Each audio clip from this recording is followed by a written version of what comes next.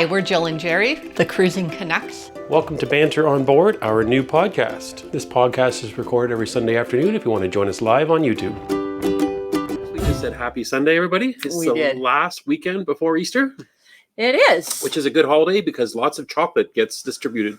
It's probably your favorite holiday because of the amount of chocolate, right? It is, yeah. Today we are going to talk about booking travel, maybe some cruises, how we do it, our strategies, what we found with all the different websites, what we use, don't use. There's a million different options. We're always in hunt for the good deals, as I'm sure all you are. The problem is they're not out there very much these days. They're harder and harder to find as the ships are sailing at full capacity more than ever. Trivia this week is, so since we're talking about websites of travel, I thought I'd go back and do a little bit of research on that specifically.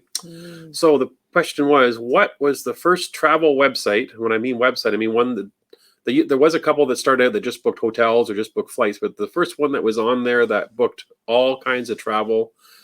And what year did you think it started? Oh my gosh. Any guesses? Oh. What's your guesses? We'll watch the comments to see if anybody guesses here.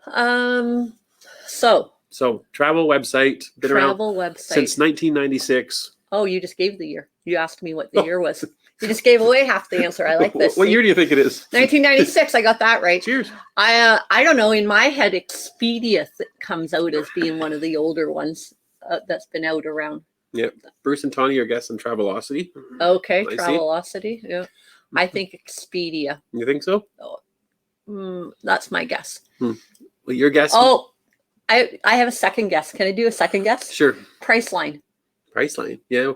No, but I think it was more, I don't know if could you book flights on Priceline? I don't know. You could book hotels. Now. I don't know if you could then. Yeah, I'm not sure. Oh, a few other people are with me saying Expedia. Oh, someone got the year right. 1996. Yeah, because you told us all.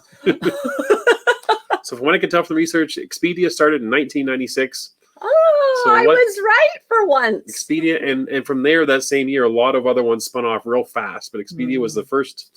And there was a couple earlier than that just did flights, and another one that just did hotels. But as far as a one-stop shop, Expedia was the first. So okay, hard to believe because a lot of people in 1996 didn't even have really the internet yet. People didn't have email addresses or everything else. So right. I was surprised at the year. That's the trivia today. Questions of the week. A couple interesting ones. Sorry, I'm just reading a comment that came in that I'm laughing at, Cheryl. A 2-foot chocolate bunny you're never going to fit into your tight Italian pants. That's true. I love it. If I get a 2-foot bunny, I should bring it on the next cruise with me. Oh, gosh. Would they let me bring it on? He would never be able to bring it on the next cruise because unless the next cruise gets on Easter Monday, it would be gone. Yeah. Wonder how long a 2-foot bunny would last in our house. No, not long. 48 hours. Yeah. Oh, sorry. Questions of the week this week. First one was, this one came in actually this morning, just a few hours ago. Is O'Malley's part of the Princess package? Yes. So it is. If you have the premier package, you can go as often as you want. And if you have the plus package, you can go to that restaurant or the Gigi's or Alfredo's twice in your cruise. So you have to pick which one you want to go to. That is the right answer. Next question that came in, just bought 100 Carnival shares. How do I get the onboard credit? Oh, so it used to be you had to contact them. Some cruise lines made you fill out a form, like Princess made you fill out a form, but I think Carnival didn't. You had to prove that you had the shares with some kind of a statement or so forth. Okay. Just recently, though, Carnival just changed it. I'll just see if I can find it on my phone here. That they created an app called Stock Perks, and if you go on Carnival now, they'll actually tell you to use this app to be able to put in whether you qualify. I just recently did it for our upcoming Holland America cruise, and it worked. I've got my shareholder credit now applied. Yeah. So it does work. So, and you go through them and they kind of, I guess, work with Carnival Corporation to verify and give you your credit. So, so that's what they're doing. Now, other cruise lines, I think you're still emailing a certain address and filling out a form and proving that you win the shares. Yeah. So that's how you do it. And sometimes your travel agent will do it too for you, or you can just do it yourself. So that's the way you do it. But there's no way to easily do it just by going to their website and putting information. You actually have to physically do like the email thing or this app. Right. That's that answer. And a question that comes up all the time, but since our Amazon page is down right now because things changed in the Amazon world, so we don't have the affiliate page to be able to give you the easy links, but we did buy it on Amazon. Yeah. Where did we get the floaty? It's an Amazon purchase. Yeah. And you just look for floaty with mesh or something, whatever, you'll find it because there's a whole bunch of variations now on there. Mhm. Yeah, for sure. Yeah. And okay, travel websites. We're finally at that part that we talked about we were going to talk about. How do we use them? So first things first. Okay. Excuse me for slipping.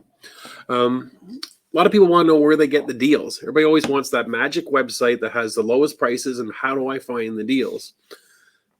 I don't know. Our experience right now, maybe someone else is having better luck. We can't find the deals anywhere. Like we even looked.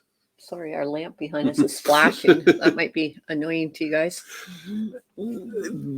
We thought maybe last week or a couple of weeks ago, we thought, well, Easter's coming up. Maybe we can get like a 3 or 4 day weekend cruise somewhere and we'll just go off and do a little bonus cruise. Right. Is what we thought.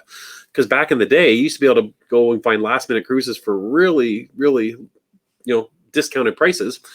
And there was nothing available. In fact, most of them were sold out, which kind of really shocked me. They were literally sold out. They wouldn't even sell you a cabin.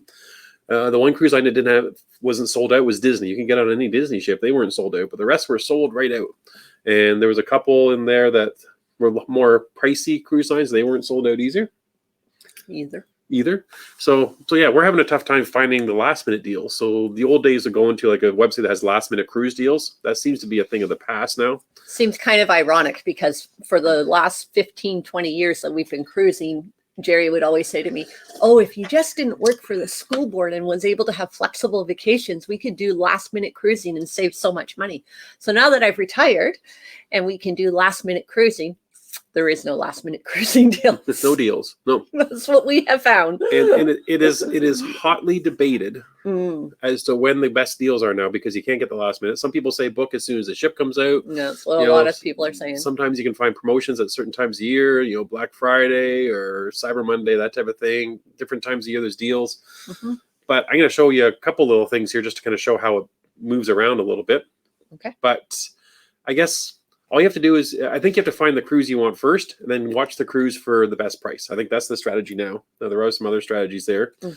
And I just see some questions coming in. One of the examples I'm going to show is actually what someone just asked about. So we'll show you what we do in our strategy.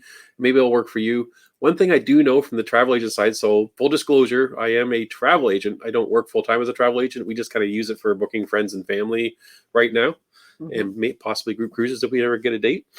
So we have no real skin in the game other than to see how the travel world works now that we're inside it. Yeah. Cruise lines do not give like discounted cruises to companies to sell for reduced amounts. There's no such thing. So if you're finding a price on a website, you can go back to the cruise line and find almost a similar price. I say almost because sometimes cruise websites will have additional deposits, and someone touched on group pricing. I think it was Gates and Sheila mentioned group pricing. So what a lot of bigger agencies will do is they'll get a big block of cabins on a cruise ship, and then for doing that, the cruise line will then give them back like bonuses for booking a group, like group deposits or onboard credits and that type of stuff. That's right. So that's how they manage to get prices that appear slightly lower than the cruise line's prices on their website. It's only because they're kind of grouped in as a group booking. Right. So for instance, we booked before Jerry was a travel agent. We booked with a travel agent, and the company that she was affiliated with was offering a special promotion that if you booked with them, because they booked so many cabins on this particular ship, that we all received a $50 onboard credit. So it was a nice little perk. It was the same price as if we booked directly with the cruise line, except we received that extra $50 onboard credit. Yeah. And there are even some companies now that they're doing such huge numbers of bookings that they're using kind of this big strategy that if they get enough bookings, they can even give back part of the commission as some sort of a percentage they return back to the customer. So they're basically giving away some of their commission for booking back to try to help as an incentive to book with them. Okay. So I'm seeing that as a new strategy there with a couple of different options as well. So, but I'll show you what we try to do and we'll see if this makes sense. So someone asked about vacations to go. And I have kind of a love-hate relationship with the website. I'll be quite honest. The hate is the fact that the prices are so unrealistic that they're not even close to true. And the reason being is this is what I call a sticker price. So I've got it up on the screen now. Hopefully you can see. I just did a random search for like next Canada Day, I think it was in 2025 for North America. And so the sticker price, what I mean by that is that's the price before taxes. In this situation, it's actually in American dollars, so that'd be different for us in Canadian. Port fees. Like all those extras that get on there. So a lot of times I go on here and I see a cruise for $199 on Vacations to Go. I go through and I try to price the whole thing out, and it's like $3,000. So that's per person. That's before all the taxes. So it's a little bit misleading. So I use this site to look for cruises. I don't use it for look for pricing. Right. I can compare relative pricing for cruise lines on here, but I know it's not going to be even close to the final price. Right. So I wouldn't use Vacations to Go to book. I know some people that have, and they've gone to have cruises and everything else, but it wouldn't be my first choice in booking. And we'll talk about how we actually book later, but we haven't actually booked through them, but I do use them for looking and researching cruises, which to me is a different thing than actually booking the cruise. Right. So I go on here, I can put in 2 dates. I actually was looking for like two dates of the Saturday and Sunday before the Canada Day weekend thing. And that's how we would price out just a specific weekend. We were looking to get on a cruise and go away. So that's what I did. And then I sorted it by price, and I was able to see which cruises were there. So what I do is I use this to find out what cruise looks interesting, what itinerary looks interesting. And then I go back to the cruise line's actual website and start doing the details of where on the ship I want to be, all that type of stuff. Yeah. So that's one approach that I use all the time. Usually if Mrs. Canuck and I are sitting down on the couch, we're trying to figure out what we want to do for a cruise for a certain time of year, I use this tool because I can put in the dates where we want to go. And it doesn't care what cruise line it is. It just lists all the cruises that are available. And we've never booked through them. And you can change that screen now. We tend to try to always book directly with the cruise line. I mean, a lot of you will probably have your travel agent that you trust and you use, and that's great. Book with the travel agent. Don't get us wrong there. But for us, we'll book through Jerry's travel agency directly with the cruise line, because the biggest thing we have found in some of our mishaps and travels and plans changing and flight cancellations and all that sort of stuff is it's so much easier to deal with issues when you're traveling if you have booked directly with whatever company you're dealing with, whether that's your airline company, your hotel, or your cruise line, compared to if you booked with a third party like Vacations to Go or Expedia or Travelocity, all of those things. Because then when you're dealing with trying to get changes made, it's a lot more challenging for them, and they don't have the flexibility to help you generally. Mm-hmm. And that's been our experience. Yeah, we have literally checked into hotels and forgotten how we booked it, because we booked so many different hotels for so many different trips all the times, and then we'll show up and we'll be saying, "Oh, we're gold members. We should get such and such." Like they have small little perks, and they'll say, "Sorry, you booked it on Expedia, so you don't qualify for that." Right. Even though we're a gold member with them, because we didn't book directly with them, we don't get our perks. Right. And so we find that's going on even with airlines, that if you had to change something with the airline, make a change, whatever, cancellation, it's much easier if you're dealing with the airline direct. As soon as you get a third party involved, it complicates things. Right. So that's the challenge. Right. So, but if you book with a travel agent or book it directly yourself, then you're dealing directly with the company that's selling it to you instead of a third party. So that's my disclaimer is that type of thing. Yeah. Now, what I will say, I just noticed a comment that James and Kimmy Cat came through, and they said we only book with airlines or with cruise lines, and then the airfare too. And that is a great option that cruise lines are offering now. And it seems to be very competitively, like reasonably priced. It's the same price as booking it yourself, but it gives you that little extra assurance, because if you book with the cruise line, then if there is a flight cancellation or weather delay in your flight and stuff like that, then the cruise line is there to help you. So that's another huge thing that's going on now. Yeah, and Sherry's just saying in the comments that Delta just announced you don't even earn their air miles credits anymore unless you do book with them directly. So that's the complication in doing all that. Yeah. And so it can be a real challenge, even though a lot of times you can get deals. You might get 5% less or $20 off a hotel, but in the end, you're not getting the same level of service in our mind to be honest, you're booking a trip for thousands and thousands of dollars. I feel like when you're booking these things, saving $10, $20 here and there, sometimes doesn't feel like it when you get into a jam and you need to do something on your trip that was unexpected. Yeah, absolutely. So the other thing that I do too, I'll show this screen. So this is a different web. This is called, I think, cruisewatch.com. Okay. So say I want to just go on and say, I want to find the cheapest price per day for a cruise at a certain time of year. Just give me the cheapest cruises. So I did a search for this coming September, and I said, give me everything that's under $50 per day per person, which is a pretty good deal. And it came up with all these cruises here that are available. So at this point, I can look at all those individual cruises. I use this tool much like I do Vacations to Go, that I use it to kind of do research to find out what the deals are, if there's any deals out there. This is actually how I found the Cunard cruise that we're going on this year to Alaska. Right. This website. I was just one day just browsing the site, saying, give me the cheapest cruises for this coming summer. And all of a sudden it came up with Canard. And I'm like, oh my goodness, like I did not expect that to come up in the search. And literally within hours, we booked the cruise because it was that much of a shock to us that that was available for that price. Yeah. So what's really interesting about this, though, is you look very closely on the screen here, right around where my mouse is wiggling around. I don't know if you can, well, you probably can't see the mouse on the screen. Maybe you can. But right below where it's got the red numbers for pricing, it has a little chart. So that chart is the price history of this cruise for those different categories. So you can see right on there whether or not the price has been dropping slowly over time, or whether it's been climbing, or whether it has certain dips at certain times a year. So that gives you a hint as to whether or not you can get it on a good price, or whether it's the most it's ever been. So I use that all the time to look at it and say, okay, am I going to pay like the highest amount that anyone else has paid on the ship, or am I getting a deal because it's been getting less expensive as every day goes by? Right. And that kind of helps you know, should I book now because it's going up, or should I wait and maybe I'll get less expensive? Right. Or sometimes it's steady and it just drops once in a while, which means I need to watch the website of the cruise line for deal. When it comes in, I need to book it fast because it doesn't stay around long. So that's how I use that website. I just wanted, there was a question here that I thought you should answer. Joel and Jen asked a question. After booking a cruise, when should you purchase your travel insurance? So if you want cancel for any reason insurance, which is like the gold standard of insurances, if you want that, that needs to be booked, at least in Ontario, where we live here in Canada. Yeah. It has to be booked within, I think it's 3 days of the original booking. It is. So you can't wait and book it weeks later. So you need to book it right away. Yeah, you need to book it with the booking. Now, if you want just regular cruise insurance for health purposes, medical insurance, that type of stuff, then you can book that at any time before the cruise. Yeah. But the cancel your cruise and hopefully get most of your money back type of insurance, that needs to be booked as soon as you book the cruise pretty well. Exactly. Yeah.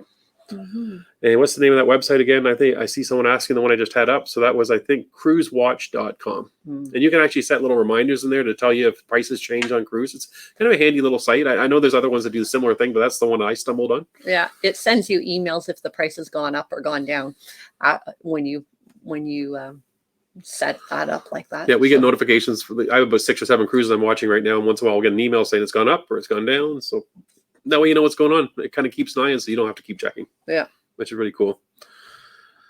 And where do we purchase? So I see cancel for any insurance. So we deal with Manulife. That's been the main one that we use. It's well known. It's international. It's, it's backed really well. So yeah, we use Manulife and we found decent prices with that. We booked family with those prices. I booked other people on cruises that have booked that type of insurance. So. Yeah. So then what do we do after that? I guess I had a slide here, but there's no sense really showing it. A slide showed pretty well like a Holland America website. So we booked directly with the cruise, which we already kind of covered. Yeah. And that's our strategy. But as far as finding deals, I think using a combination of those sites and just kind of keep an eye on things, knowing when you're going to be traveling. There's 2 ways to price a cruise. Either I've got a certain time I need to go, or I'm just waiting for the least expensive cruise and I'll go whenever it comes up, right? Good deal. Yeah. And both those sites kind of can help you with that type of planning. Do you see questions you want to go to? And how standby deal? Not easy to find, the one that works for us. Yeah, so they have a standby thing where you can book, and if they have room available, then you get notice pretty close to the cruise. So you have to be very flexible. And for us, I feel like you need to be within driving distance and not have to worry about booking last minute airfare to get there. But for people that can drive to a cruise, that works great. Yeah, and the only catch with that one with Holland America's new program for that is I believe you have to pay for the cruise up front, which is really interesting. Oh, really? So you pay for it up front, and if it doesn't come through, I think they must refund you. But yeah, it's kind of an interesting situation. Yep. And Cruise Critic, yeah, they do pricing as well. I usually use them for feedback from people that cruise more than I use them as something to see prices, but they do have pricing on there as well. Oh, do they? Yeah. And it's interesting. Kylie brings out something very interesting. I should have pointed out. So she says that there's last minute deals for the Med. So what we are seeing when we priced out Easter is a good example. There was all kinds of last minute deals in Europe. There was just none in North America. So it feels like the big surge in booking travel right now in North America is much stronger than in Europe. Okay. It is kind of the off season in Europe too, so that might be the reason. It's not quite Europe's peak season yet. Right. But yeah, there was definitely a lot more deals in Europe than there was in North America for this coming month. Yeah. Is the lack of last minute? So that's Kylie asking kind of the question I just answered. A geography issue. Yeah. Seems like it.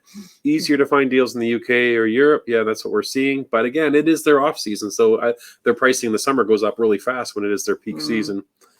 Someone wants to know, what's the worst cruise you've ever been on? Worst cruise. Ooh, she's thinking hard about this one. Worst I don't know cruise. that I've ever been on a bad cruise. I would say the most, I would say probably the last one that we just got off of stands out as being in that category of the worst one, and mainly just because the cleanliness of the ship was not to the standard that I would like. And there was challenges with the food venues and crowding. But Yeah. was it the worst? Like, I don't know. That was the MSC Seashore. It was your least favorite. It was my least favorite. Yeah, probably my least favorite. It's funny because for me, I would have said the same thing. But I did have another cruise that was kind of one of my not favorites, and it was way back when. It was the Carnival Splendor. Oh, like the ship design wasn't my favorite of all the Carnivals, but the reason it was like not one of my favorites was ironically nothing to do with the cruise ship. We had awful weather. We just lucked into. We had a week of rain, pretty much. So I think we might have seen the sun once on the 7-day cruise. Yeah, it's a bit of a downer on the cruise when you go to the Caribbean and you get like rain almost every day. It's you're on a ship, but you're going there for the heat and the warm and the. That might have been our worst cruise, just because we got away from. We were traveling over the holidays, whether it was a New Year's cruise, I believe. Yeah, it was. Anyway, so we got away from the snow just to go to the wet, cold rain. Really was what we had, and so it wasn't a great weather cruise. So that put a bit of a downer on the trip. Yeah, and Serena is saying that Seascanner is another site, so I'll have to check that one out. Yeah, okay. If you know anybody, let me know because we're always looking for some. Sherry is saying, vacations to go is very misleading on price. Yeah, you can't use them for price. It's just, and. We got great prices from Costco. I've heard some people. We've heard of that. We're not Costco members. We haven't looked into it, but I have heard that from people. Yeah, we're not close enough to a Costco, really. And Kelly's saying she uses vacation to go to look up really quick. Yeah, that's what we use it for. Yeah, we sort of do the same thing, Kelly. Yeah, we use it for the exact same purpose. Yeah. And just seeing here, just trying to see, make sure we don't miss anything. I'm going to go to the bottom because I think we covered a bunch of those there in the middle. Okay. And it's crazy spring bake season is what Ruth is saying. So yeah, there you go. And any other chilled cruise line? Someone's saying that they cruised first time in November last year with Marella. Can we recommend another chilled cruise line? I'm assuming you're saying similar to Marella. I don't think we've ever found one like Marella yet. No, we haven't. No. I wouldn't say we have. Princess would be close. Yeah. But Marella is a unique experience in our head when we think about cruising, because it definitely has a different vibe than most of the North American ones that we're used to cruising. Bruce has got a link in the comment section as far as how to look into Holland America's standby program they've got going on. So you can check that out if you want. Todd is confirming that O'Malley's is bigger on the sun. Oh, good. So that's really good news. That's very good news. Yeah. And I just see, yes, I think we've covered it all today, and we're over our time. So okay. And 155 watching. Don't forget to thumbs up it. I see that Carol is reminding. So thank you, Carol. Thank you, Carol. Yes. So yeah, and love to travel. I think we answered that question. We buy it from Manulife in Ontario here. Yeah. And there's. Oh, is there more? Oh, did you? Maybe not. Sorry. Yeah. One is back, she says. Todd just asked at the very end, would we ever do a Mississippi River cruise? Very expensive. So that's the main reason why we probably wouldn't, because they are extremely expensive. So I don't see it happening in the future anytime soon, for sure. And I kind of see the Mississippi Riverboat cruises I've always seen them as like gambling cruises, right? That's our head. That's the big draw. I'm not sure if that's true or not, but that's where my brain goes when I think of a big, Yeah. I'm not sure though. Yeah, you have to look into it for sure. So it's nice going down the Mississippi when you cruise out of New Orleans. Is what I'm trying to say. We've enjoyed cruising the Mississippi out that area, doing that. I just as one last comment there. I see Bruce is saying that Cruise Plum will give you a total cost comparison. So that's an interesting one. Okay. Yeah, for sure. That's good, because it really changes when you get all those taxes and extras in there for sure. Yeah. So for sure. So I think we'll call it there. All right. So yes, so we are not here next weekend. No. Everybody have a great Easter. Enjoy your whatever plans you have. Yeah. Good luck finding those Easter eggs, and hopefully get lots of chocolate Easter bunnies. I'll have to post a few pictures of mine on our Facebook group. Do you think you're getting any?